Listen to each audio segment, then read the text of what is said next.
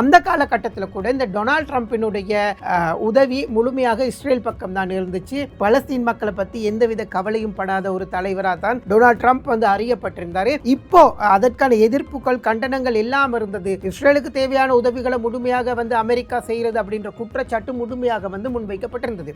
இந்த விவகாரங்கள்ல குறிப்பா இப்போ அமெரிக்கா வந்து தலையிட்டு இருக்கு அப்படின்னு சொல்லப்படுகிறது. இந்த ஈரானுடைய விவகாரங்கள் அமெரிக்க ஜனாதிபதி டொனால்ட் ட்ரம்பினுடைய மேசைக்கு போயிருக்கிறது. இது தொடர்பில் அவர் சில முடிவுகளை எடுத்திருக்கிறாரு. வான்வழி தாக்குதல்களை நடத்துறதுக்கு முடிவுகளை எடுத்திருக்கிறார் அப்படின்ற ஒரு விடயத்தை வந்து குறிப்பாக சொல்லி இருந்தாங்க.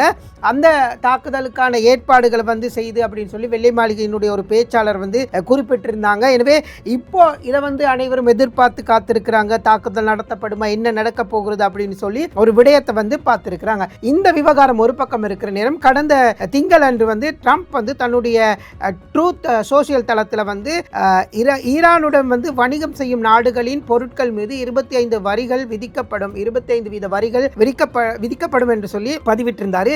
இது குறித்து இந்த விவகாரம் குறித்து வந்து கூடுதல் தகவல்கள் வந்து வழங்கப்படும் அப்படின்னு சொல்லி இருந்தாரு.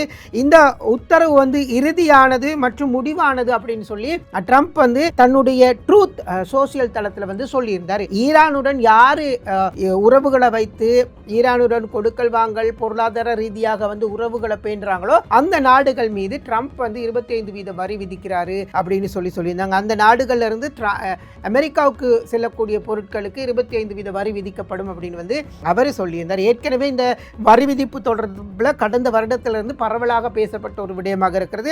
இலங்கைக்கு கூட இந்த வரி விதிப்புக்கு முகம் கொடுக்கப்பட்டிருந்தது. அதுக்கு பிறகு அது பேசி குறைக்கப்பட்டு இப்படி பல விஷயங்கள் வந்து பேசப்பட்டிருக்கிறது இந்த வரி விதிப்பு காரணமாக. இதனால வந்து அமெரிக்கா வந்து கடுமையான பொருளாதார தடைகளை வந்து ஈரான் மீது விதிச்சிருக்கிறதுனால நாணயத்தினுடைய வீழ்ச்சி கடுமையாக வந்திருக்கிறது, பணவீக்கம் எதிர்கொள்ளப்பட்டிருக்கிறது அப்படின்னு சொல்லப்பட்டிருக்கிறது. இதனால வந்து உணவுப் பொருட்களின் விலை 70% வரை உயர்ந்திருக்கிறதாக சொல்லப்பட்டிருக்கிறது. ஈரான்ல வந்து உணவுப் பொருட்களின் விலை வந்து 70% உயர்வடைந்திருக்கிறது.